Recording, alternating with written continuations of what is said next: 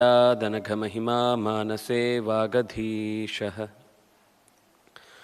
ध्यायेदिन्दीवराभं निजकरकमले दक्षिणे दण्डमग्र्यं सव्ये पाशं दधानं जघनतटगते रूप्यपीठालयस्थं काञ्चीग्रैवेयहाराङ्गदकटककिरीटाङ्गुलीयाङ्घ्रिभूषा कर्णाकल्पोज्ज्वलाङ्गं यदुकुलतिलकं कृष्णम् इष्टार्थसिद्ध्यै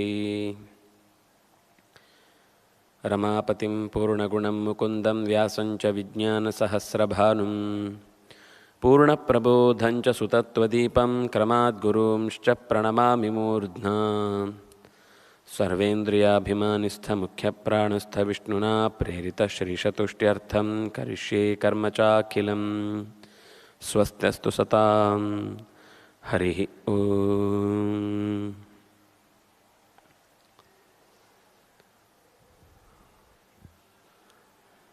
ಮಾತಿನ ಪ್ರಪಂಚದ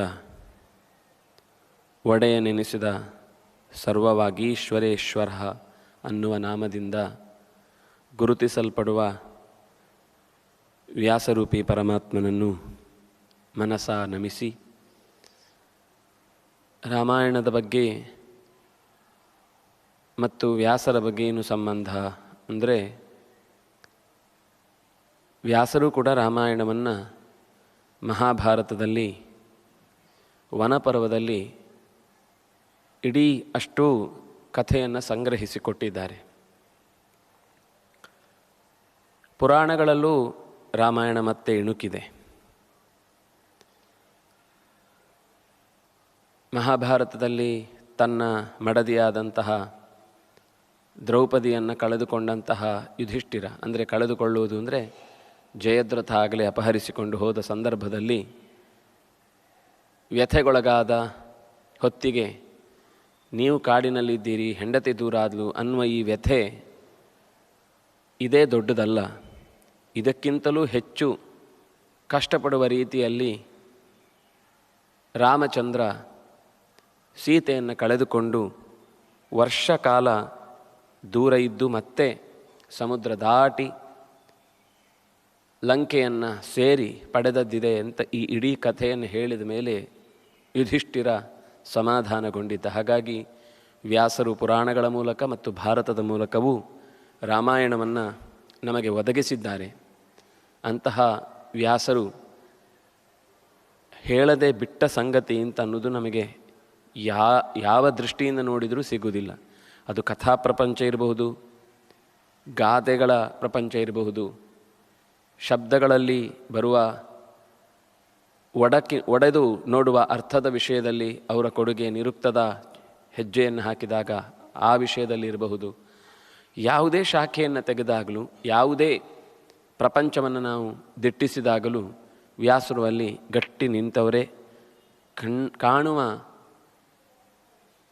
ಅಪೇಕ್ಷೆ ಇದ್ದವರಿಗೆ, ಎಲ್ಲ ಶಾಖೆಯವರಿಗೂ ವ್ಯಾಸರು ತಮ್ಮಲ್ಲಿ ಅಪರೂಪದ ಸಂಪತ್ತನ್ನು ತೆರೆದಿಟ್ಟಿದ್ದಾರೆ ಅನ್ನುವುದು ನಮಗೆ ಅರಿವಾಗಿ ನಾವು ಶಾಸ್ತ್ರದ ಕೃತಿಗಳ ಒಳಕ್ಕೆ ಪ್ರವೇಶ ಮಾಡಿದರೆ ಮೊಗೆದಷ್ಟು ಬಗೆದಷ್ಟು ಸತ್ವಯುತವಾದ ಆಹಾರವನ್ನು, ಬುದ್ಧಿಗೆ ಬೇಕಾದ ಚಿಂತನೆಯನ್ನು ನಾವು ತುಂಬಿಸಿಕೊಳ್ಳಿಕ್ಕೆ ಅನುಕೂಲವಾಗುತ್ತೆ.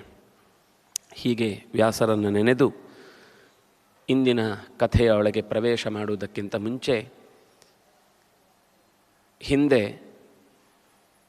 ಶೂರ್ಪಣಖೆ ಮತ್ತು ಅವಿಕಂಪನ ಇಬ್ಬರೂ ವರದಿಯನ್ನು ಸಲ್ಲಿಸಿದ್ದಾರೆ. ರಾವಣ ಮಾರೀಚನನ್ನು ಮುಂದಿಟ್ಟುಕೊಂಡು ಸೀತೆಯನ್ನು ಅಪಹರಿಸುವುದಕ್ಕಾಗಿ ಉಪಾಯವನ್ನು ಹೂಡಿ ಅದರಂತೆಯೇ ಕಾರ್ಯತಂತ್ರವನ್ನು ರೂಪಿಸಿ ಬಂದಿದ್ದಾನೆ ಜನಸ್ಥಾನದ ಆಸುಪಾಸಿನ ಗೋದಾವರಿಯ ತಟದಲ್ಲಿರುವ ಅವರ ಆಶ್ರಮಕ್ಕೆ. ಮೊದಲೇ ಊಹಿಸಿದಂತೆ ಯೋಚಿಸಿದಂತೆ ಘಟನೆಗಳು ನಡೆದಿವೆ. ಮಾಯಾಜಿಂಕೆಯನ್ನು ನೋಡಿದಾಗ ಸೀತೆ ಆಸೆ ಪಡ್ತಾಳೆ, ತನ್ನ ಗಂಡನನ್ನು ಕರೆದು ಹೇಳುತ್ತಾಳೆ. ಗಂಡನ ಜೊತೆಗೆ ಲಕ್ಷ್ಮಣನು ಅದನ್ನು ನೋಡ್ತಾನೆ. ರಾಮ ಅದನ್ನು ಹಿಡಿಲಿಕ್ಕೆ ಹೋಗ್ತಾನೆ. ಅಲ್ಲಿ ನೀನು ಅವನ ಪೆಟ್ಟು ತಿಂದಂತಾದಾಗ ಅಥವಾ ತಿನ್ನುವ ಪ್ರಸಂಗ ಬರುವ ಮುನ್ನವೇ ಹಾ ಸೀತಾ ಲಕ್ಷ್ಮಣ ಅಂತ ರಾಮನ ದನಿಯಿಂದಲೇ ಕೂಗಿಕೊಳ್ತಿ. ಆಗ ಸೀತೆ ಲಕ್ಷ್ಮಣನನ್ನು ಕಳುಹಿಸ್ತಾಳೆ. ಆಗ ಏಕಾಂತದಲ್ಲಿರುವ ಸೀತೆಯನ್ನು ನಾನು ಅಪಹರಿಸುವುದಾಗತ್ತೆ ಅಂತ ಇದನ್ನು ಮೊದಲೇ ರಾವಣ ಯೋಚಿಸಿದಂತೆ ಇಲ್ಲಿ ನಡೆದಿದೆ. ನಡೆದು ಬಂದ ನಂತರ ಸೀತೆಯನ್ನು ಬಗೆ ಬಗೆಯಿಂದ ಹೊಗಳಿ ಅಟ್ಟಕ್ಕೇರಿಸುವ ಪ್ರಯತ್ನವನ್ನು ಮಾಡ್ತಾನೆ. ಒಂದು ಹೆಣ್ಣಿನಲ್ಲಿ ಇಷ್ಟೆಲ್ಲ ಸಲುಗೆಯಿಂದ ಮಾತಾಡುವುದು ಹೊಸಬನಾದವನಿಗೋ ಅಥವಾ ಅದು ಈ ರೀತಿ ಧರ್ಮವನ್ನು ಬೇಡಿ ಬರುವ, ಭಿಕ್ಷೆಯನ್ನು ಕೇಳಿ ತರುವ ಹೊತ್ತಿನಲ್ಲಂತೂ ಮಾತಾಡಲಿಕ್ಕೆ ಸಾಧ್ಯವೇ ಇಲ್ಲ. ಅಂತಹ ಹೊತ್ತಿನಲ್ಲೂ ಅತ್ಯಂತ ಕಾಮದ ಪೀಡೆಗೆ ಒಳಗಾದ ರಾವಣ ಅವಳನ್ನು ನೀನು ಇಲ್ಲಿರಬೇಕಾದ ಹೂವಲ್ಲ, ನೀನು ದೇವಲೋಕದಲ್ಲಿ ಇರಬೇಕಾಗಿತ್ತು, ಆದರೆ ಆ ದೇವಲೋಕ ನನ್ನ ಹತ್ರ ಇದೆ, ಅದರಿಂದಾಗಿ ನನ್ನ ಹತ್ರ ಬರಬೇಕು ಅನ್ನುವುದನ್ನು ಅವಳಿಗೆ ಬೇರೆ ಬೇರೆ ರೀತಿಯಿಂದ ಅರ್ಥೈಸಿಕೊಡುವ ಪ್ರಯತ್ನವನ್ನು ಮಾಡುತ್ತಾನೆ. ಇಷ್ಟು ಮಾತಾಡಿದಾಗಲೂ ಕಂಗೆಡದ ಸೀತಾ ಅವನ ಪ್ರಶ್ನೆಗಳಿಗೆ ಮಾತ್ರ ಉತ್ತರ ಕೊಡುವ ಬಯಕೆಯನ್ನು ತೊಡ್ತಾಳೆ. ಅದನ್ನು ಬಹಳ ಚೆನ್ನಾಗಿ ಹೇಳ್ತಾರೆ. ಯಾಕೆಂದರೆ ಒಬ್ಬ ಋತ್ವಿಜನ ವೇಷದಲ್ಲಿ ಇದ್ದಾಗ ಅವನು ಕೇಳಿದ ಪ್ರಶ್ನೆಗೆ ಅವಮಾನ ಮಾಡಬಾರದು ಅಂತ ಯೋಚಿಸಿ, ಪರಿವ್ರಾಜಕಲಿಂಗೇನ ಶಶಂಸಾತ್ಮಾನ ಮಂಗನ ಬ್ರಾಹ್ಮಣಶ್ಚಾತಿತಿಶ್ಚಾಯಂ ಅನುಕ್ತೋ ಹಿ ಶಪೇತಮಾಂ ಇತಿ ಧ್ಯಾತ್ವ ಮುಹೂರ್ತಂತು ಸೀತಾ ವಚನಮಬ್ರವೀತ್. ಋತ್ವಿಜನಾಗಿ ಭಿಕ್ಷೆಯನ್ನು ಕೇಳಲಿಕ್ಕೆ ಬಂದ ವ್ಯಕ್ತಿ ಬೇರೆ ಏನೇ ಮಾತಾಡಿದ್ರೂ ಕೂಡ ಈಗ ಸದ್ಯಕ್ಕೆ ಸಮಯವನ್ನು ತಳ್ಳಬೇಕೀಗ. ಅವನು ಏನು ಹೇಳಿದ್ದಾನೆ ಅನ್ನೋದನ್ನು ಅರ್ಥ ಆಗುವಂತೆ ನಟಿಸಿ ಅಥವಾ ಅರ್ಥ ಆಗಿದೆ ಅಂತ ಅದಕ್ಕೆ ಪ್ರತಿಕ್ರಿಯಿಸಿದರೆ ಈಗಲೇ ಅಪಾಯ ಬಹಳ ಬೇಗನೆ ನನ್ನ ಮೇಲೆ ಎರಗತ್ತೆ. ಆದ್ದರಿಂದಾಗಿ ಅವನ ಪ್ರಶ್ನೆಗಳಿಗೆ ಉತ್ತರಿಸುವುದು ಒಂದು ಕರ್ತವ್ಯ. ಯಾಕೆಂದರೆ ಅವನ ಪ್ರಶ್ನೆ ಕೇಳಿದ್ದು ಇದೆ, ಕಾಸಿ ಕಸ್ಯಾಸಿ, ಯಾರು ನೀನು, ಯಾರವಳು ನೀನು ಅಂತೆಲ್ಲ ಪ್ರಶ್ನೆ ಕೇಳಿದ್ದ. ಅದನ್ನು ಉತ್ತರಿಸುವ ಸೌಜನ್ಯವನ್ನು ತೋರಿಸಿ ಅಲ್ಲೇ ಅರ್ಥ ಆಗಿಸ್ಬೇಕು ಅವನಿಗೆ. ಏನು ಅಂದರೆ, ನನಗೆ ನೀನು ಮಾತಾಡಿದ ಉಳಿದ ಎಲ್ಲ ವರ್ಣನೆಯ ವಿಷಯದಲ್ಲಿ ಯಾವುದೇ ಕುತೂಹಲ ಇಲ್ಲ, ಅದರಿಂದ ನನಗೆ ತುಂಬ ಖುಷಿಯಾಯಿತು ಅಂತ ನಾನು ಅರಳಿ ನಿನ್ನೆದುರುಗಡೆ ವಶವಾಗುವಂಥವಳು ಅಲ್ಲ ಅನ್ನುವುದನ್ನು ಸೂಚಿಸುವಂತೆ ಅವನ ಪ್ರಶ್ನೆಗಳಿಗೆ ಮಾತ್ರ ಉತ್ತರವನ್ನು ಕೊಡ್ತಾ, ದುಹಿತಾ ಜನಕಸ್ಯಾಹಂ ಮೈಥಿಲಸ್ಯ ಮಹಾತ್ಮನಃ ಸೀತಾ ನಾಮ್ನಾಸಿ ಭದ್ರಂತೆ ರಾಮ ಭಾರ್ಯಾ ದ್ವಿಜೋತ್ತಮ. ಜನಕನ ಮಗಳು, ಮಿಥಿಲಾ ಪಟ್ಟಣದ ಅರಸನ ಹೆಸರು ನೀನು ಕೇಳಿರ್ತಿ, ಅಂಥವನ ಮಗಳು. ಹೆಸರಿನಿಂದ ನನ್ನನ್ನು ಸೀತೆ ಅಂತ ಗುರುತಿಸ್ತಾರೆ. ಈಗ ನನ್ನ ಸದ್ಯದ ಪರಿಚಯವನ್ನು ಕೊಡುವುದಾದರೆ ರಾಮ ಭಾರ್ಯ, ನಾನು ರಾಮನ ಹೆಂಡತಿ ಇದ್ದೇನೆ, ಅದನ್ನು ಒತ್ತಿ ಹೇಳ್ತಾಳೆ.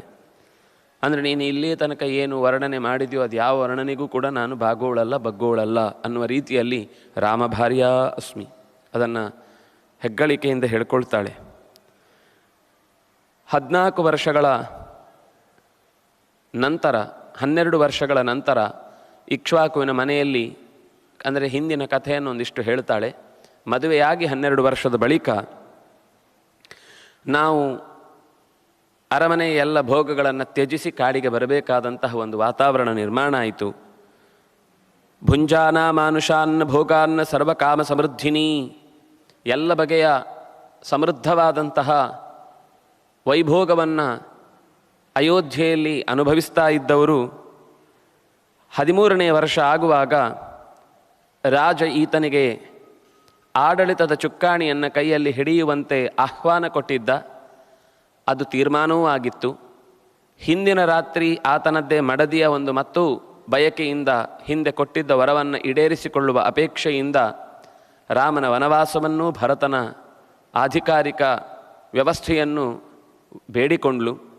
ಅದರ ಪರಿಣಾಮವಾಗಿ ಪ್ರತಿಗೃಹ್ಯತು ಕೈಕೇಯಿ ಶ್ವಶುರಂ ಸುಕೃತೇನತೆ ಮಮ ಪ್ರವ್ರಾಜನಂ ಭರ್ತುಃ ಭರತಸ್ಯಾಭಿಷೇಚನಂ. ಹಾಗಾಗಿ ಮಮ ಭರ್ತುಃ ಪ್ರವ್ರಾಜನಂ, ನನ್ನ ಯಜಮಾನ ಕಾಡಿಗೆ ಬರಬೇಕಾಯಿತು. ಭರತನಿಗೆ ಪಟ್ಟಾಭಿಷೇಕದ ಹೊತ್ತು ಕೂಡ ನಿರ್ಧಾರವಾಗಿತ್ತು. ನಾದ್ಯ ಭೋಕ್ಷ್ಯೇ ನ ಚ ಸ್ವಪ್ಸೇ ನ ಚ ಪಾಸ್ಯೇ ಕಥಂಚನ ಏಷ ಮೇ ಜೀವಿತಸ್ಯಾಂತೋ ರಾಮೋ ಯದ್ಯಭಿಷಿಚ್ಯತೆ. ಅವಳು ಹಠ ಹಿಡಿದ್ಲು, ಆದ್ದರಿಂದಾಗಿ ಇದು ಅನಿವಾರ್ಯವಾಗಿ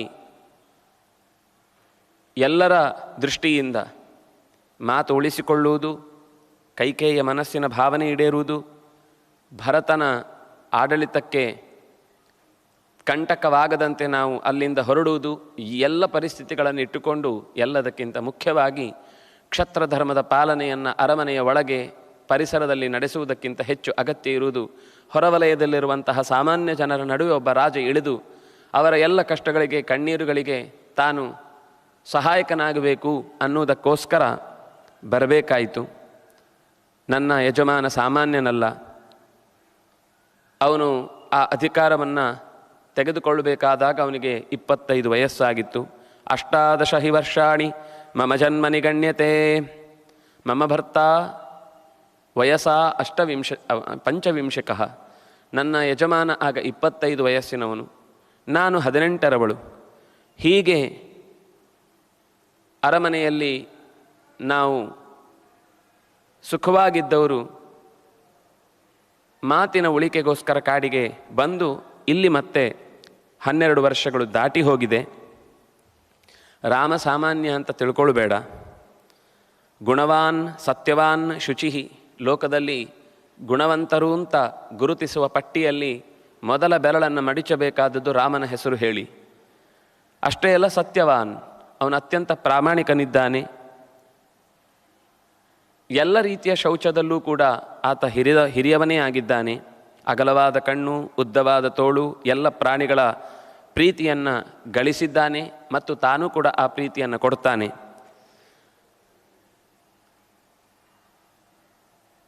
ಅಭಿಷೇಕಾಯತು ಪಿತುಃ ಸಮೀಪಂ ರಾಮಮಾಗಮತ್ ಕೈಕೇಯಿ ಮಮ ಭರ್ತಾರಂ ಇತ್ಯುವಾಚ ಧೃತಂ ವಚಃ ತ್ವಯಾ ಹಿ ಖಲು ವಕ್ತವ್ಯಂ ನವವರ್ಷಾಣಿ ಪಂಚಚ ವನೆ ಪ್ರವ್ರಜ ಕಾಕುತ್ಸ್ಥ ಪಿತರಂ ಮೋಚಯಾನೃತಾತ್. ತನ್ನ ತಂದೆಯ ಮಾತು ಉಳಿಸುವುದು ಅನ್ನುವುದು ಮುಖ್ಯವಾದ ಧರ್ಮದ ಜೊತೆಗೆ ಆಗಲೇ ಹೇಳಿದಂತೆ ಎಲ್ಲರ ಮನಸ್ಸಿಗೂ ಸಮಾಧಾನ ಸಿಗಬೇಕು ಅನ್ನುವುದಕ್ಕೋಸ್ಕರ ರಾಮಚಂದ್ರ ಒಂದೇ ಒಂದು ವ್ರತ ಅವನದ್ದು. ಏನು ಅಂದರೆ, ದದ್ಯಾನ್ನ ಪ್ರತಿಗೃಹ್ಣೀಯಾತ್ ಸತ್ಯಂ ಬ್ರೂಯಾತ್ ನ ಚಾನೃತಂ ಏತದ್ ಬ್ರಾಹ್ಮಣ ರಾಮಸ್ಯ ಧ್ರುವಂ ವ್ರತಮನುತ್ತಮಂ. ರಾಮನ ವ್ರತ ಏನು ಗೊತ್ತಾ? ಯಾವತ್ತೂ ಕೈ ಎತ್ತಿ ಕೊಡುವುದಷ್ಟೇ ನಮ್ಮ ಹವ್ಯಾಸ. ನ ಪ್ರತಿಗೃಹ್ಣೀಯಾತ್, ಕಿತ್ತು ತೆಗೆದುಕೊಳ್ಳುವುದಲ್ಲ. ಸತ್ಯಂ ಬ್ರೂಯಾತ್, ಸತ್ಯವನ್ನೇ ಯಾವಾಗಲೂ ಹೇಳುವಂಥದ್ದು ಹೊರತು ನಚಾನೃತಂ, ಅಸತ್ಯವನ್ನು ಹೇಳಿ ಬೇಕಾದಂತೆ ಕಾಲಕ್ಕೆ ತಕ್ಕಂತೆ ಕೋಲ ಕಟ್ಟುವುದು ಅನ್ನುವ ಇಷ್ಟವಾದ ಗಾದೆಯನ್ನು ಹಿಡ್ಕೊಂಡು ಬೇಕಾದವರ ಹತ್ರ ಬೇಕಾದ ರೀತಿಯಲ್ಲಿ ಮಾತು ಬದಲಿಸುವ, ಗೋಸುಂಬೆಯಂತೆ ಚರ್ಯ ಬದಲಿಸುವ ಹವ್ಯಾಸ ನನ್ನ ಯಜಮಾನನದ್ದಲ್ಲ. ಇಷ್ಟು ಹೇಳುವ ಹಿನ್ನೆಲೆ ಏನಿತ್ತು ಅಂದರೆ, ರಾಮನ ಬಗ್ಗೆ ಪರಿಚಯವೂ ಮಾಡಿ ಕೊಡಬೇಕಿತ್ತು. ಅದೇ ರೀತಿ ನಿನ್ನ ಮನಸ್ಸಿನಲ್ಲಿ ಏನೋ ಒಂದು ಗುಟ್ಟಾದ ಅಪೇಕ್ಷೆಯನ್ನು ಹೊತ್ತು ಏನು ನಡೀತಾ ಇದೆ, ಇದು ಕೈಗೂಡುವುದಿಲ್ಲ ಅನ್ನೋದನ್ನು ಹೇಳಬೇಕಿತ್ತು. ಹಾಗಾಗಿ ನಾವು 14 ವರ್ಷ ಕಾಡಿನಲ್ಲಿ ಇರಬೇಕು ಅಂತ ಬಂದವರು, ಅದು ಮುಗಿದ ಬಳಿಕ ಯಜಮಾನ ಬಯಸಿದರೆ ಮತ್ತೆ ನಾವು ಅಯೋಧ್ಯೆಯನ್ನು ಸೇರುವವರಿದ್ದೇವೆ. ಅದರ ಮಧ್ಯದಲ್ಲಿ ಈ ಅನೇಕ ರಾಕ್ಷಸರ ಉಪಟಳಗಳು ಇತ್ಯಾದಿಗಳೆಲ್ಲ ನಡೆದು ಬರ್ತಾ ಇತ್ತು. ಇನ್ನು ನಿನಗೆ ಇನ್ನೊಂದು ವಿಷಯ ಹೇಳಬೇಕು ನಾನು. ತಸ್ಯ ಭ್ರಾತಾತು ದ್ವೈಮಾತ್ರೋ ಲಕ್ಷ್ಮಣೋ ನಾಮ ವೀರ್ಯವಾನ್ ರಾಮಸ್ಯ ಪುರುಷೌ ವ್ಯಾಘ್ರ ಸಹಾಯ ಸಮರೇರಿಹ ಸಭ್ರಾತ ಲಕ್ಷ್ಮಣೋ ನಾಮ ಧರ್ಮಚಾರಿ ದೃಢೌ ರತಃ ಅನ್ವಗಚ್ಚಧನುಷ್ಪಾಣಿ ಪ್ರವ್ರಜಂತಂ ಮಯಾ ಸಹ. ಅಗತ್ಯವೇ ಇರಲಿಲ್ಲ ಲಕ್ಷ್ಮಣನಿಗೆ ಕಾಡಿನಲ್ಲಿ ಕಲ್ಲು ಮುಳ್ಳುಗಳನ್ನು ಮೆಟ್ಟಿಕೊಂಡು ಕಠೋರವಾದಂತಹ ಈ ರೀತಿಯಾದ ಆಹಾರ ವಸನದ ವ್ಯವಸ್ಥೆ ಇದ್ಯಾವುದಕ್ಕೂ ಸರಿಯಾದ ವ್ಯವಸ್ಥೆ ಇಲ್ಲದೆ ಓಡಾಡುವ ಅಗತ್ಯ ಅವನಿಗಿರಲಿಲ್ಲ. ನೋಡಿ, ಈ ಹಿಂದಿನ ಮಾತಿನಲ್ಲಿ ಅವಳು ಬೈದಿದ್ದಾಳೆ ಲಕ್ಷ್ಮಣನನ್ನು. ನೀನು ಎಂಥ ಕಟುಕ ಇದ್ದಿ ಅಂತ ನನಗೀಗ ಅರ್ಥ ಆಗ್ತಾ ಇದೆ. ರಾಮನ ಇಲ್ಲವಾಗುವಿಕೆ ಅನ್ನೋದೇ ನಿನ್ನ ಮನಸ್ಸಿನಲ್ಲಿರುವ ಬಯಕೆ ಅಂತೆಲ್ಲ ಹೇಳಿದವಳು ಈಗ ರಾವಣನ ಹತ್ರ ಹೇಳ್ತಾಳೆ, ನಿನಗೆ ಗೊತ್ತಾ, ಅವನಿಗೊಬ್ಬ ತಮ್ಮ ಇದ್ದಾನೆ, ಲಕ್ಷ್ಮಣ ಅಂತ ಅವನ ಹೆಸರು. ಅದಕ್ಕೆಷ್ಟು ಚಂದದ ಒಂದು ಶಬ್ದ, ಬಹುಶಃ ಇಷ್ಟು ಸುಂದರವಾಗಿ ಹೇಳಲಿಕ್ಕೆ ಸಾಧ್ಯ ಇಲ್ಲ. ಮಗು ಅಂತ ಒಪ್ಪಿಕೊಂಡಿದ್ದಾಳೆ ಅಂತ ಗೊತ್ತಾಗುತ್ತೆ. ದ್ವೈಮಾತ್ರ. ಅವನಿಗೆ 2 ತಾಯಿ, ಒಂದು ಹೆತ್ತ ತಾಯಿ, ಇನ್ನೊಂದು ಜೊತೆಗೆ ಈಗ ಪಾಲಿಸ್ತಾ ಇರುವ ತಾಯಿ. ಅಂದರೆ ತನ್ನನ್ನೇ ಹೇಳಿಕೊಳ್ತಾಳೆ ಅವಳು. ಯಾಕೆಂದರೆ ತಾಯಿ ಹೋಗುವಾಗ ಹಾಗೆ ಹೇಳಿದ್ಲು, ರಾಮಂ ದಶರಥಂ ವಿದ್ಧಿ ಮಾಂ ವಿದ್ಧಿ ಜನಕಾತ್ಮಜಾಂ. ಅಮ್ಮ, ನಾನು ಅಣ್ಣನ ಜೊತೆಗೆ ರಕ್ಷಣೆಗಾಗಿ ಹೋಗಿ ಬರ್ತೇನೆ ಎಂದಾಗ ನಿನಗೆ ಯಾಕೆ ಉಸಾಬ್ರಿ ಬೇಡದ್ದು ಅಂತ ಹೇಳಲಿಲ್ಲ ತಾಯಿ. ಹೋಗಿ ಬಾ ಮಗು, ಆದರೆ ಒಂದು, ನಿತ್ಯವೂ ತಂದೆ ತಾಯಿಗಳಿಗೆ ನಮಸ್ಕಾರ ಮಾಡಬೇಕು. ಅವ್ರಲ್ಲಿ ತಂದೆ ತಾಯಿಗಳು ಅರಮನೆಯಲ್ಲಿದ್ದರೆ ನೀನು ಕಾಡಿನಲ್ಲಿದ್ದಾಗ ಹೇಗೆ ಅಂತ ಯೋಚನೆ ಮಾಡಬೇಡ. ರಾಮನಲ್ಲಿ ದಶರಥನನ್ನು ಕಾಣು, ನನ್ನನ್ನು ನೀನು ಜನಕಾತ್ಮಜೆಯಾದಂತಹ ಜಾನಕಿಯ ಸ್ವರೂಪದಲ್ಲಿ ನೋಡಬೇಕು ನೀನು ಅಂತ ಹೀಗೆ ಹೇಳಿದ್ರಿಂದ ನಿತ್ಯವೂ ಅದನ್ನೇ ಮಾಡುತ್ತಿದ್ದ. ಅವಳು ಪರಿಚಯ ಮಾಡಿಕೊಡುವಾಗ ಹೇಳ್ತಾ ಇರೋದು, ಲಕ್ಷ್ಮಣೋ ದ್ವೈಮಾತ್ರ, 2 ತಾಯಿಯರನ್ನು ಪಡೆದ ಸುಪುತ್ರ ಅವನು. ಅಂದರೆ ನನ್ನ ಮಗು ಅನ್ನುವ ಪ್ರೀತಿಯನ್ನು ಸೀತೆಯಲ್ಲಿ ತೋರಿಸ್ತಾಳೆ. ಅತ್ಯಂತ ವೀರ್ಯವಂತ, ರಾಮನ ಬೆನ್ನ ಹಿಂದೆ ಸದಾ ಕಾವಲಾಗಿ ಇದ್ದು ಸಮರದಲ್ಲಿ ಶತ್ರುಗಳನ್ನು ಚೆನ್ನಾಗಿ ಸೋಲಿಸಬಲ್ಲವ, ರಾಮನಿಗೆ ಬಲಗೈ ಅಂದರೂ ತಪ್ಪಿಲ್ಲ. ರಾಮಸ್ಯ ಸಹಾಯ, ರಾಮನಿಗೆ ಯುದ್ಧದಲ್ಲಿ ಯಾವಾಗಲೂ ಕೈ ಜೋಡಿಸ್ತಾ ಇರ್ತಾನೆ ಹೊರತು ರಾಮನ ವಿರುದ್ಧ ಯಾವತ್ತು ಯೋಚಿಸುವವನೇ ಅಲ್ಲ. ಅವನು ಕನಸಿನಲ್ಲೂ ಅಂಥದ್ದೊಂದು ಕೆಟ್ಟ ನೆನಪು ಕಾಡುವುದಿಲ್ಲ ಅವನನ್ನು.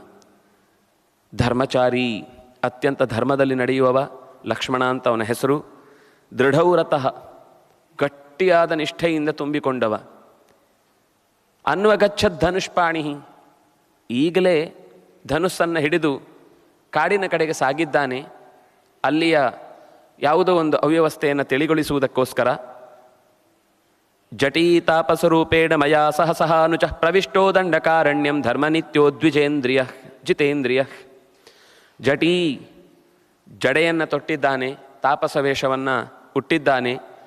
ಅಣ್ಣನ ತಮ್ಮನಾಗಿ, ಅಣ್ಣನಿಗೆ ಯೋಗ್ಯವಾದ ತಮ್ಮನಾಗಿ ಈ ಕಾಡನ್ನು ಪ್ರವೇಶಿಸಿ ಧರ್ಮವನ್ನು ಎಡೆಬಿಡದೆ ಆಚರಿಸುತ್ತಾ ಇಂದ್ರಿಯಗಳನ್ನು ನಿಗ್ರಹಿಸಿ ತನ್ನ ಶಕ್ತಿ ಸಾಮರ್ಥ್ಯದಿಂದಲೇ ಕರ್ತವ್ಯದ ನಿರ್ವಹಣೆಯನ್ನು ಚೆನ್ನಾಗಿ ಮಾಡ್ತಾ ಇದ್ದಾನೆ.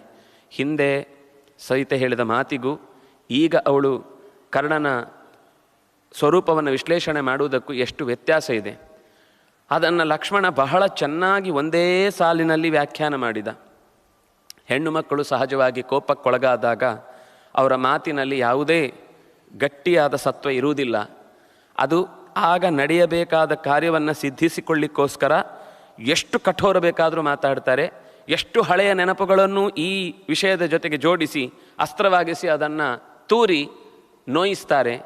ಅಂತೂ ಆ ಕಾರ್ಯಸಾಧನೆ ಆಗಬೇಕು ಅಂತಂದಾಗ ಅದು ನಡೆದೇ ಬಡಿಯುತ್ತೆ. ಇದು ಸಹಜ ಸ್ವಭಾವ. ಕೋಪದಿಂದ ಆಡಿದ ಮಾತುಗಳಿಗೆ ನನಗೆ ಈಗ ಗಮನಕ್ಕಿಲ್ಲ, ಆದರೆ ಆದೇಶವನ್ನು ಪಾಲಿಸಲಿಲ್ಲ ಅನ್ನುವ ಒಂದೇ ಒಂದು ತಪ್ಪನ್ನು ನಾನು ಮಾಡಬಾರದು ಅನ್ನುವ ಕಾರಣಕ್ಕಾಗಿ ಹೊರಡುತ್ತೇನೆ ಅಂತ ಹೇಳಿ ಹೊರಟು ಅಣ್ಣನನ್ನು ಹಿಂಬಾಲಿಸಿಕೊಂಡು ಹೋದ ಹೊತ್ತಿನಲ್ಲಿ ಈ ರಾವಣನ ಪ್ರವೇಶ, ಜೊತೆಗೆ ಭಿಕ್ಷೆಯ ಬೇಡುವಿಕೆಯ ನೆಪ, ಸೀತೆಯ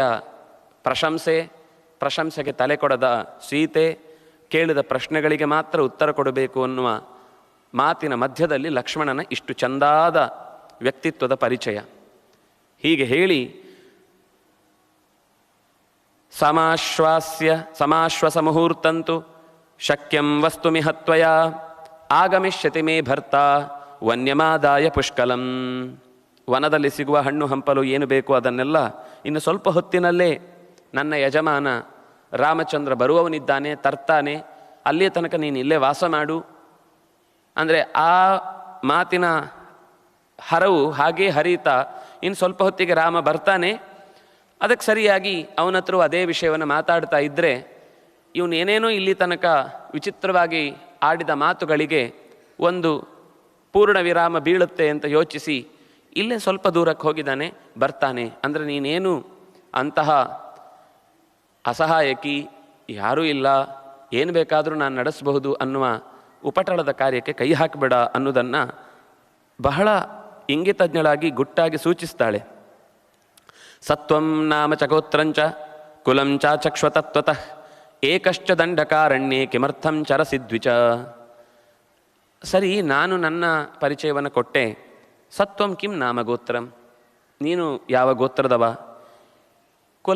ಕುಲದ ಹಿನ್ನೆಲೆ ಏನು, ಆಚಕ್ಷ್ವ ತತ್ವತಃ, ಏನಿದೆಯೋ ಅದನ್ನು ಹೇಳು. ನೀನು ಮಾತ್ರ ಈ ಬೇಡುವುದು ಅಂತ ಬಂದಾಗ ಜನಸ್ಥಾನಗಳಿರುವ ಮನೆಗಳಿರುವ ಜಾಗದಲ್ಲಿ ಬೇಡುತ್ತಾರೆ. ಯಾರೂ ಓಡಾಡದಂತಹ ನಿರ್ಮಾನುಷ್ಯವಾದಂತಹ ಈ ಅರಣ್ಯದಲ್ಲಿ, ಅದು ನೀನೇ ಹೇಳಿದ ಹಾಗೆ ಇಲ್ಲಿ ಕಠೋರವಾದ ಪ್ರಾಣಿಗಳಿವೆ, ಕ್ರೂರವಾದ ರಾಕ್ಷಸ ಶಕ್ತಿಗಳೇ ಮಾಯಾ ಜಾಲವನ್ನು ಚದುರಿಕೊಂಡು ಓಡಾಡ್ತಾ ಇದ್ದಾವೆ ಅಂತ ಇರುವ ಇಂಥ ಕಾಲಘಟ್ಟದಲ್ಲಿ, ಇಂಥ ದೇಶದ ವ್ಯವಸ್ಥೆಯಲ್ಲಿ ನೀನು ಯಾಕೆ ಓಡಾಡ್ತಾ ಇದ್ದಿ? ನೇರ ಅವನ ಪ್ರಶ್ನೆಯ ಬುಡಕ್ಕೆ ಕೈ ಹಾಕ್ತಾಳೆ. ಆದರೆ ಅವನು ಮೊದಲೇ ಈ ಎಲ್ಲ ನಿರ್ಧಾರಗಳನ್ನು ಮಾಡಿಕೊಂಡು ಬಂದಿದ್ದಾದಿಂದಾಗಿ ಅವನ ಪ್ರಶ್ನೆ ಅವನಿಗೆ ಕಂಗಾಲಾಗುವಂತೆ ಏನಾಗಲಿಲ್ಲ. ಅವನು ಯಥಾಪ್ರಕಾರ ಹೊಗಳುತ್ತಾ ಬರ್ತಾನೆ. ಏನ ವಿತ್ರಾಸಿತಾ ಲೋಕ ಸದೇವಾಸುರ ಪನ್ನಗಾ ಅಹಂ ಸರಾವಣೋ ನಾಮ ಸೀತೆ ರಕ್ಷೋ ಗಣೇಶ್ವರ. ನಾನು ಬೇಗ ಉತ್ತರ ಕೊಟ್ಟು ಆಕೆಯನ್ನು ಇಂಪ್ರೆಸ್ ಮಾಡಬೇಕು. ಯಾಕಂದರೆ ನನ್ನ ಸ್ಥಾನಮಾನಗಳ ಪರಿಚಯವನ್ನು ಮಾಡಿಕೊಟ್ರೆ, ನನ್ನ ಹೆಗ್ಗಳಿಕೆಯನ್ನು ಹೇಳಿಕೊಂಡ್ರೆ ಮನಸ್ಸು ಸ್ವಲ್ಪ ಕರಗುತ್ತೆ. ಮೊದಲು ಸಾಮಾನ್ಯವಾಗಿ ಆಚರಣೆಯ ಬಗೆಗೆ ಆಸಕ್ತಿ ಹುಟ್ಟುತ್ತೆ. ಅಂದರೆ ಒಳ್ಳೆಯವರು ಅಂತ ಕಾಣುವ ರೀತಿಯಲ್ಲಿ ಇದ್ದ ತಕ್ಷಣ ಆಸೆ ಹುಟ್ಟುತ್ತೆ. ಅದರ ನಂತರವೂ ಅವರು ಅದಕ್ಕೆ ಬಗ್ಲಿಲ್ಲ ಅಂತಾದಾಗ ಅವರ ಸ್ಟೇಟಸ್ಸು ಇತ್ಯಾದಿಗಳೆಲ್ಲವೂ ಅವರನ್ನು ಎಳೆಯುತ್ತೆ. ಅದೂ ಆಗದೇ ಇದ್ದಾಗ ಅದಕ್ಕಿಂತ ಮೇಲೆ ಸಂಪತ್ತಿನ ಆ ಸಿರಿವಂತಿಕೆಯ ಔನ್ನತ್ಯವನ್ನು ಪರಿಚಯಿಸಿದಾಗ ಖಂಡಿತ ಇವಳನ್ನು ನಾನು ವಶ ಮಾಡಿಕೊಳ್ಳಬಹುದು ಅಂತ ಹೀಗೆ ಹೆಜ್ಜೆಯ ಮೇಲೊಂದು ಹೆಜ್ಜೆಯಲ್ಲಿ ಆಕೆಯನ್ನು ತನ್ನತ್ತ ಸೆಳೆದುಕೊಳ್ಳಬೇಕು, ತನಗಿರುವ ಕೀರ್ತಿಯನ್ನು ಪರಿಚಯಿಸಿಕೊಳ್ಳುವ ನೆಪದಲ್ಲಿ ಹೇಳ್ತಾನೆ. ನನ್ನ ಹೆಸರನ್ನು ಕೇಳಿದರೆ ದೇವತೆಗಳು, ಗಂಧರ್ವರು, ಕಿನ್ನರರು, ಕಿಂಪುರುಷರು ಎಲ್ಲರೂ ಕೂಡ ಗಡಗಡೆನ ನಡುಗಿ ಎಲ್ಲೆಲ್ಲೋ ಎಡೆಯಲ್ಲಿ ಸಿಕ್ಕಲ್ಲೆಲ್ಲ ಅಡಗಿ ಕೂಡುತ್ತಾರೆ. ನನ್ನ ಹೆಸರು ರಾವಣ ಅಂತ, ರಾಕ್ಷಸಾಧಿಪತಿ ಇದ್ದೇನೆ. ನಿನ್ನಂತಹ ಬಂಗಾರದ ಮೈಬಣ್ಣದ ಇಷ್ಟು ಚಂದದ ಪಟ್ಟೆಯ ಉಡುವಿಕೆಯಲ್ಲಿ ನೀನು ರತಿಯನ್ನೇ ಹೋಲುವಂಥವಳು. ನನಗೆ ಈಗಾಗಲೇ ಹೆಣ್ಣು ಮಕ್ಕಳು ಮದುವೆಯಾದವರು ಇದ್ದರೂ ಕೂಡ ಅವರೆಲ್ಲರಿಗಿಂತ ರತಿಂ ಸ್ವಕೇಶು ದಾರೇಶು ನಾದಿಗಚ್ಚಾಮ್ಯ ನಿಂದಿತೆ, ಅವ್ರು ಯಾರೂ ಕೂಡ ನನಗೀಗ ನೆನಪು ಬರ್ತಾ ಇಲ್ಲ. ಅಂಥ ಚೆಲುವು ಅನ್ನೋದನ್ನು ಲೋಕದಲ್ಲಿ ನಾನು ಏನೇನು ಕಂಡೇನೋ ಅದನ್ನೆಲ್ಲ ತಂದಿಟ್ಟುಕೊಂಡಿದ್ದೇನೆ. ಆದರೆ ಆ ಯಾವ ಹೆಂಡತಿಯರಲ್ಲಿರುವ ರೂಪವು ಕೂಡ ನನ್ನ ಕಣ್ಣೆದುರುಗಡೆ ನಿನ್ನನ್ನು ನೋಡಿದ ಮೇಲೆ ಅದೆಲ್ಲ ಪಕ್ಕಕ್ಕೆ ಸರಿದು ಹೋಗಿದೆ. ಬಹ್ವೀನಾಂ ಉತ್ತಮ ಸ್ತ್ರೀಣಾಂ ಆಹೃತಾನಾಂ ಇತಸ್ತತಃ. ಬಹ್ವೀನಾಂ ಲೆಕ್ಕಕ್ಕಿಲ್ಲದಷ್ಟು ಅಪರೂಪದ ದೊಡ್ಡ ದೊಡ್ಡ ಮನೆತನದ ಅತ್ಯಂತ ಚೆಲುವೆಯರನ್ನೆಲ್ಲರನ್ನೂ ಕೂಡ ನಾನು ನನ್ನಲ್ಲಿ ಇಟ್ಟುಕೊಂಡಿದ್ದೇನೆ, ಅವರನ್ನೆಲ್ಲ ತಂದಿಟ್ಟುಕೊಂಡಿದ್ದೇನೆ. ಆದರೆ ಸರ್ವಾಸಾಮೇವ ಭದ್ರಂತೆ ಮಮಾಗ್ರ ಮಹಿಷೀಭವ. ಅವರೆಲ್ಲರೂ ಕೂಡ ನಿನ್ನ ತೊತ್ತಾಗಿ ಇರ್ತಾರೆ, ನೀನು ಅಗ್ರ ಮಹಿಷಿಯಾಗಿ ಅವರೆಲ್ಲರಿಗೂ ರಾಣಿಯಾಗಿ ನಿನ್ನನ್ನು ನಾನು ನೋಡಿಕೊಳ್ತೇನೆ. ಲಂಕೆ ಅಂತ ನನ್ನ ಊರು, ಅದರ ಮಧ್ಯದಲ್ಲಿ ಒಂದು ದೊಡ್ಡ ನಗರ, ಸಾಗರದ ದೊಡ್ಡ ದುರ್ಗವನ್ನೇ ಅದಕ್ಕೋಸ್ಕರ ಸುತ್ತಲಿನಲ್ಲಿ ರಕ್ಷಣೆಗಾಗಿ ಇಟ್ಟಿದ್ದೇವೆ. ಆ ನಗರದ ಮಧ್ಯದಲ್ಲಿ ನೀನು ಯೋಚಿಸಲಿಕ್ಕೆ ಸಾಧ್ಯ ಇಲ್ಲದಷ್ಟು ಸಂಪತ್ತು ತುಂಬಿಕೊಂಡಿದೆ. ಈ ಕಾಡಿನಲ್ಲಿ ಕಲ್ಲು ಮುಳ್ಳುಗಳ ನಡುವೆ ರಕ್ತವನ್ನು ಚೆಲ್ಲಿಕೊಂಡು ಅಪಾಯದ ಮುನ್ಸೂಚನೆಯನ್ನು ಪಡೆಯದೆ ಯಾವಾಗ ಏನು ಬೇಕಾದರೂ ಹೇಗೆ ಬೇಕಾದರೂ ತೊಂದರೆಗಳು ಎದುರಾಗಬಹುದು ಅನ್ನುವ ಕಷ್ಟದ ದುಸ್ಥಿತಿಯ ಯಾವಾಗಲೂ ಸರ್ಪ್ರೈಸೇ ಅನ್ನುವ ರೀತಿಯಲ್ಲಿ ಕುತೂಹಲದಿಂದ ಬದುಕನ್ನು ಕಳೆಯುವುದಕ್ಕಿಂತ ಅತ್ಯಂತ ನೆಮ್ಮದಿಯ ವೆಲ್ ಸೆಟಲ್ಡ್ ಅಂತ ನಾವು ಹೇಳುವ ಹಾಗೆ ಸ್ಥಿರವಾದಂತಹ ಬದುಕನ್ನು ನಡೆಸಲಿಕ್ಕೆ ನಿನಗೆ ಅವಕಾಶವನ್ನು ನಾನು ಒದಗಿಸ್ತಾ ಇದ್ದೇನೆ. ಬಂದು ಬಿಟ್ಟರೆ ನಿನಗೆ ಎಲ್ಲವನ್ನೂ ಕೊಡ್ತೇನೆ. 5,000 ದಾಸಿಯರು ನಿನ್ನ ಜೊತೆಗಿರ್ತಾರೆ. ನೀನು ಬಯಸಿದಷ್ಟು ದೊಡ್ಡ ಮನೆಗಳು ನಿನಗೆ ವಾಸಕ್ಕಾಗಿರುತ್ತೆ. ನೀನು ಏನನ್ನು ಬಯಸುತ್ತೀಯೋ ಅದು ಕ್ಷಣ ಮಾತ್ರದಲ್ಲಿ ನಿನ್ನ ಕಾಲಬುಡದಲ್ಲಿ ನೀನು ಬೇಕಂದಂತೆ ನಿನ್ನ ಸಹಾಯಕ್ಕೆ ಸೇವೆಗಾಗಿ ಸಿದ್ಧ ಇರುತ್ತೆ. ನಿನಗೆ ಬೇಕಾದಷ್ಟು ಆಭರಣಗಳು, ಎಲ್ಲ ರೀತಿಯಾದ ಅನುಕೂಲತೆಗಳನ್ನು ನಾನು ಒದಗಿಸ್ತೇನೆ. ಸೀತೆ ಪರಿಚರಿಷ್ಯಂತಿ ಭಾರ್ಯಾ ಭವಸಿ ಮೇ ಯದಿ ಮೇ ಭಾರ್ಯಾ ಭವಿಷ್ಯಸಿ. ಒಂದು ವೇಳೆ ನೀನು ನನ್ನ ಭಾರ್ಯಾ ಭವಸಿ, ಒಂದು ವೇಳೆ ಭಾರ್ಯೆಯಾದರೆ ನಿನ್ನ ಕಣ್ಣಿನಲ್ಲಿ ಆ ಸುಖದ ಕಲ್ಪನೆಯು ನಿನಗೆ ಹುಟ್ಟಿರಲಿಕ್ಕಿಲ್ಲ. ಅಂಥ ಸೌಖ್ಯದ ಮುದ್ದೆಯನ್ನು ನಿನ್ನ ಮುಂದೆ ತೆರೆದಿಟ್ಟೇನೆ. ಅದನ್ನು ನೀನು ಉಪಯೋಗಿಸಿಕೊಂಡು ಜೀವನದುದ್ದಕ್ಕೂ ಇಲ್ಲಿಯ ತನಕ ಕಾಣದ ಎಲ್ಲ ಸೌಖ್ಯವನ್ನು ಅಥವಾ ಕಂಡ ಕಷ್ಟಗಳನ್ನೆಲ್ಲ ಮರೆಯುವಂತೆ ನೀನು ಬದುಕುವುದಾಗುತ್ತೆ ಇಷ್ಟು ಹೇಳಿದಾಗಲೇ ಕುಪಿತ ಜನಕಾತ್ಮಜ ಪ್ರತ್ಯುವಾಚ ನವದ್ಯಾಂಗಿ ತಮ್ ಅನಾದೃತ್ಯ ರಾಕ್ಷಸಂ. ಅಲ್ಲಿಯ ತನಕ ಒಬ್ಬ ವಿಪ್ರ ಭಿಕ್ಷೆ ಬೇಡಿದ್ದಕ್ಕೆ ಇಲ್ಲ ಅನ್ನಬಾರದು, ಕೇಳಿದ ಪ್ರಶ್ನೆಗೆ ಉತ್ತರಿಸದೆ ಅವಮಾನಿಸಬಾರದು ಅಂತ ಇದ್ದವಳು ಯಾವಾಗ ಇಷ್ಟು ದುಡುಕು ಮತ್ತು ಕೆಡುಕನ್ನೇ ಮನಸ್ಸಿನಲ್ಲಿಟ್ಟುಕೊಂಡು ಆಡಿದ ಮಾತು ಅವಳನ್ನು ಕೋಪದಿಂದ ತಡೆಯಲಾರದೆ ಪ್ರತ್ಯುತ್ತರವನ್ನು ನೀಡುತ್ತಾ ಹೇಳ್ತಾಳೆ, ಮಹಾಗಿರಿಮಿವಾ ಕಂಪ್ಯಂ ಮಹೇಂದ್ರ ಸದೃಶಂ ಪತಿಂ ಮಹೋದದಿಂ ಇವಾಕ್ಷೋಭ್ಯಂ ಅಹಂ ರಾಮಮನುವ್ರತ. ಎಲ್ಲ ಕಡೆ ಒಂದು ಮಾತು ಸಾಲಾಗಿ ಎಲ್ಲ ಕಡೆ ಹೇಳುವುದು ಅಹಂ ರಾಮಮನುವ್ರತ. ನೀನು ಏನೇ ಹೇಳು, ರಾಮ ಎಂಥವನು ಅಂತ ನಿನಗೆ ಗೊತ್ತಿಲ್ಲ. ಅವನೊಂದಿಷ್ಟು ಟೀಕೆ ಮಾಡ್ತಾನೆ. ಕಾಡಲ್ಲಿ ಒಂದು ಬರೀ ದಂಡ ಹಿಡ್ಕೊಂಡು ವಲ್ಕಲ ಉಟ್ಕೊಂಡು ನ್ಯಾರ್ಮಡಿ ಉಟ್ಕೊಂಡು ಹಣ್ಣು ಹಂಪಲ ಅವತ್ತವತ್ತಿಗೆ ಈಗ ವನ್ಯವನ್ನು ತಂದು ಕೊಡ್ತಾನೆ, ನಿನಗೆ ಊಟ ಮಾಡಿಸ್ತಾನೆ ಅಂತ ಏನೇನೋ ಹೇಳ್ತಾ ಇದ್ದಿ. ನೀನು ಕೇಳಿದ್ದು ಬಯಸಿದ ಪ್ರದೇಶದ ಆಹಾರಗಳನ್ನೆಲ್ಲವನ್ನೂ ಕೂಡ ಅಮಾನುಷವಾದ ಅಪರೂಪದ ದೈವಿಕ ವಸ್ತುಗಳೂ ಕೂಡ ನನ್ನ ಮನೆಯಲ್ಲಿ ಕಾಲಡಿಯಲ್ಲಿ ಕಸದಂತೆ ಬಿದ್ದಿದೆ, ಅದನ್ನೆಲ್ಲವನ್ನು ನಿನಗೆ ಉಡುಗೊರೆಯಾಗಿ ನೀಡಿಬಿಡ್ತೇನೆ. ನೀನು ಏನು ಹೇಳ್ತೀಯೋ ಆ ರೀತಿ ಜಗತ್ತು ನಡೆಯುತ್ತೆ. ನನ್ನ ವ್ಯವಸ್ಥೆಯಲ್ಲಿ ನಿನ್ನ ಮಾತೇ ಕೊನೆ ಅನ್ನುವ ರೀತಿ ಇದೆ ಅಂತ ಹೇಳಿದ್ದಕ್ಕೆ ಅವಳು ಪ್ರತಿಕ್ರಿಯಿಸ್ತಾ, ಬೆಟ್ಟದ ರೀತಿಯಲ್ಲಿ ಕಂಪಿಸದ ಸ್ವಭಾವದವನು ನನ್ನ ಯಜಮಾನ, ಎಲ್ಲ ಲಕ್ಷಣಗಳಿಂದ ಕೂಡಿದವನು, ಕೈಯನ್ನು ಚಾಚಿದರೆ ದೇಹದ ಅಳತೆಯನ್ನೇ ಹೊಂದಿದವನು, ಎತ್ತರದ ಆಲದ ಮರದಂತೆ ವಿಸ್ತಾರವಾಗಿ ಬೆಳೆದವನು, ಸತ್ಯದ ಜೊತೆಗೆ ಮಾತ್ರ ಸಂಧಾನವನ್ನು ಇಟ್ಟುಕೊಂಡವನು, ಭಾಗ್ಯಶಾಲಿ ಇದ್ದಾನೆ. ಅಂತಹ ರಾಮನನ್ನೇ ಅಹಂ ಅನುವ್ರತ. ದೀರ್ಘವಾದ ತೋಳು, ಅಗಲವಾದ ಹೆಗಲು, ಅಂತೆಯೇ ನಡೆ ಗಂಭೀರವಾದ ಸಿಂಹದಂತೆ. ಅಂತಹ ನೃಸಿಂಹನೆನಿಸಿದ ಪರಾಕ್ರಮವನ್ನು ಸಿಂಹದ ಜೊತೆಗೆ ಹೋಲಿಸಿದಾಗ ಸಿಂಹವೇ ಹಿಂದೆ ಬೀಳುವಂತಹ ರೀತಿಯ, ಅಷ್ಟಾದರೂ ಮೆದುತನದಲ್ಲಿ ಚಂದಿರನಂತೆ ಅತ್ಯಂತ ತಂಪಾದ ಕಿರಣಗಳನ್ನೆಸಗಬಲ್ಲ, ಪ್ರಜೆಗಳನ್ನು ಮಕ್ಕಳಂತೆ ಪ್ರೀತಿಸಬಲ್ಲ, ಇಷ್ಟೆಲ್ಲ ಅಧಿಕಾರ ಇದ್ದಾಗಲೂ ಇಂದ್ರಿಯಗಳನ್ನು ಎಲ್ಲೆಂದರಲ್ಲಿ ಹರಿಯ ಬಿಡದ, ಎತ್ತರದ ಕೀರ್ತಿಯನ್ನು ಹೊಂದಿ ಮಹಾತ್ಮರನ್ನೂ ಕೂಡ ಪ್ರೀತಿಯಿಂದ ಕಂಡು ಅವರ ಅನುಗ್ರಹವನ್ನು ಪಡೆದು ನಡೆದಾಡುವಂತಹ ದೇವತೆಯಂತಿರುವ ರಾಮನನ್ನೇ ಅಹಂ ಅನುವ್ರತ. ತ್ವಂ ಪುನಃ ಜಂಬುಕಃ, ನೀನು ಎಳಸು, ನಿನಗೇನು ಗೊತ್ತಿಲ್ಲ, ನೀನೇನು ಮಾತಾಡ್ತಾ ಇದ್ದೀನಿ, ನಿಂಗೆ ಪ್ರಜ್ಞೆ ಇಲ್ಲ. ನರಿಯಂತೆ ಹೆಣ್ಣು ಸಿಂಹದ ಜೊತೆಗೆ ಸಂಸಾರವನ್ನು ನಡೆಸುವ ಬಯಕೆಯನ್ನು ನೀನು ತೋರ್ತಾ ಇದ್ದಿ. ಎಷ್ಟು ಚಂದದ ಉದಾಹರಣೆ ಕೊಡ್ತಾಳೆ. ತ್ವಂ ಪುನರ್ ಜಂಬುಕ ಸಿಂಹಿ ಮಾಮಿಚ್ಛಸಿ ಸುದುರ್ಲಭಾಂ. ನರಿಯ ಜೊತೆಗಿನ ಹೆಣ್ಣು ನರಿಯನ್ನು ಹುಡುಕಬೇಕು ಹೊರತು ಸಿಂಹಿಣಿಯನ್ನು ಪ್ರಾರ್ಥನೆ ಮಾಡುವುದಲ್ಲ, ನನಗೆ ಮದುವೆ ಆಗ್ತೇನೆ ಬಾ ಅಂತ. ನಿನ್ನ ವರ್ತನೆ ಎಂಥದ್ದು, ಎಷ್ಟು ಕಟುವಾಗಿ ಒಂದು ಹೆಣ್ಣಿನ ಎದುರುಗಡೆ ಆಡಬಾರದ ರೀತಿಯ ವರ್ಣನೆಗಳನ್ನೆಲ್ಲ ದೇಹದ ಅಂಗಗಳ ಜೊತೆಗೆ ಹೋಲಿಸಿ ಮಾತಾಡ್ತಾ ಇರುವ ದಡ್ಡತನಕ್ಕೆ ನಿನಗೆ ಒಂಚೂರು ಪ್ರಜ್ಞೆ ಇಲ್ಲ ಅಂತ ಅನ್ನೋದು ಸಾಬೀತ ಮಾಡ್ಕೊಂಡಿದ್ದಿ ನೀನು. ಅಕ್ಷಿಸೂಚ್ಯ ಪ್ರಮೃಜಸಿ ಜಿಹ್ವಯಾ ಲೇಕ್ಷಿ ಚಕ್ಷುರಂ ರಾಘವಸ್ಯ ಪ್ರಿಯಾಂ ಭಾರ್ಯಾಂ ಯೋಧಿಗಂತುಂ ತ್ವಮಿಚ್ಛಸಿ.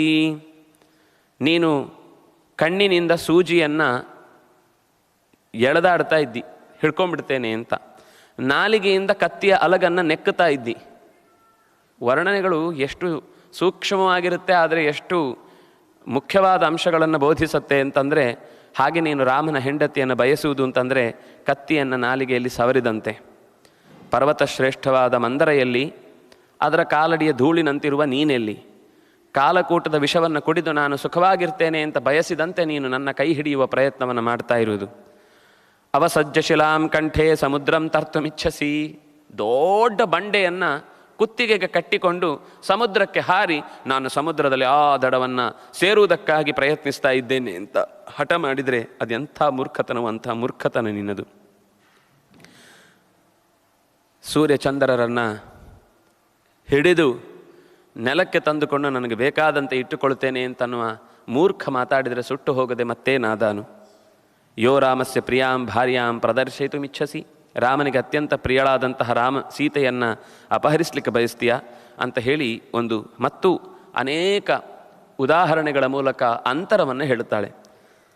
ಯಾವ ಅಂತರ ಸಿಂಹ ಮತ್ತು ನರಿಗಳಿಗೆ ಹೇಳಿದ್ಲೋ ಅದೇ ರೀತಿಯ ಅನೇಕ ಅಂತರಗಳನ್ನು ಹೇಳ್ತಾ, ಸುರೆಯಲ್ಲಿ ಅಮೃತ ಎಲ್ಲಿ, ಕಾಂಚನೆಯಲ್ಲಿ ಸೀಸೆಯಲ್ಲಿ, ಬಂಗಾರೆಯಲ್ಲಿ ಸತುವಿನ ಲೋಹೆಯಲ್ಲಿ, ಹಸ್ತಿ ಆನೆಯಲ್ಲಿ, ಒಂದು ಬೆಕ್ಕು ಎಲ್ಲಿ, ತದಂತರಂ ದಾಶರಥೇಸ್ತವಸ್ಯ ತವಚ, ನಿನಗೂ ದಾಶರಥಿಯಾದಂತಹ ರಾಮನಿಗಿರುವ ಅಂತರ ಅದು ಹೇಳಲಿಕ್ಕಾಗದಿರೋ ಒಂದು ಕಾಗೆಯಲ್ಲಿ, ಎತ್ತರದಲ್ಲಿ ಪತಗೇಶ್ವರನೆನಿಸಿದಂತಹ ಗರುಡೆಯಲ್ಲಿ, ಸಮುದ್ರೆಯಲ್ಲಿ ಹನಿ ನೀರು ಬಿದ್ದು ಉಂಟಾದ ಗುಂಡಿಯಲ್ಲಿ ತುಂಬಿದ ನೀರೆಲ್ಲಿ, ನಿನಗೂ ರಾಮನಿಗೂ ಯಾವ ರೀತಿಯಿಂದಲೂ ಹೋಲಿಕೆ ಮಾಡಿಕೊಳ್ಳಿಕ್ಕೆ ಸಾಧ್ಯ ಇಲ್ಲ. ಕುಲಂ ಬಲಂ ನಾಮ ಚ ಕರ್ಮ ಚ ಸ್ವಂ ಸಮಾಚ ಚಕ್ಷೆ ಭಯ ಕಾರಣಾರ್ಥಂ ತಾಂ ವೇಪಮಾನಾಂ ಉಪಲಕ್ಷ್ಯ ಸೀತಾಂ ಸರಾವಣೋ ಮೃತ್ಯು ಸಮಪ್ರಭಾವ. ಇಷ್ಟಾಗಿ ಮೃತ್ಯುವಿನಂತೆ ಅವಳು ಹೇಳ್ತಾ ಇದ್ದ ಮಾತುಗಳಿಂದ ಯಾವುದಕ್ಕೂ ಆತ ಕಂಗೆಡಲಿಲ್ಲ. ಜ್ವರ ಬಾಧಿಸ್ತಾ ಇತ್ತು, ಆದ್ದರಿಂದ ಯಾವ ಪಥ್ಯದ ಮಾತು ಕೂಡ ಆತನ ತಲೆಯೊಳಗೆ ಇಳಿಲಿಲ್ಲ. ಮತ್ತಷ್ಟು ಕಠೋರವಾದ ಮಾತುಗಳನ್ನೇ ಆಕೆಯ ಜೊತೆಗೆ ಆಡ್ತಾನೆ, ತನ್ನ ಇನ್ನಷ್ಟು ಹೆಮ್ಮೆಯ ಮಾತುಗಳನ್ನೆಲ್ಲ ಆಡಿಕೊಳ್ತಾನೆ. ಆಗ ಅಲ್ಲಿಯ ಪರಿಸರದಲ್ಲಿ ಏನೇನಾಯಿತು, ಸೀತೆ ಅದರ ಪ್ರತಿಕ್ರಿಯೆಯನ್ನು ಹೇಗೆ ಅನುಭವಿಸಿದ್ಲು ಅನ್ನೋದನ್ನು ಮುಂದಿನ ನಾಳೆಯ ಚಿಂತನೆಯಲ್ಲಿ ಮತ್ತೆ ನೋಡೋಣ ಅಂತ ಹೇಳ್ತಾ, ಕಾಯೇನ ವಾಚ ಮನಸ ಇಂದ್ರಿಯರ್ವಾ ಬುದ್ಧಿಯ ಆತ್ಮನಾವ ಅನುಸೃತ ಸ್ವಭಾವ ಕರೋಮಿ ಯದ್ಯತ್ ಸಕಲಂ ಪರಸ್ಮೈ ನಾರಾಯಣ ಇತಿ ಸಮರ್ಪಯಾಮಿ. ಶ್ರೀಕೃಷ್ಣಾರ್ಪಣಮಸ್ತು.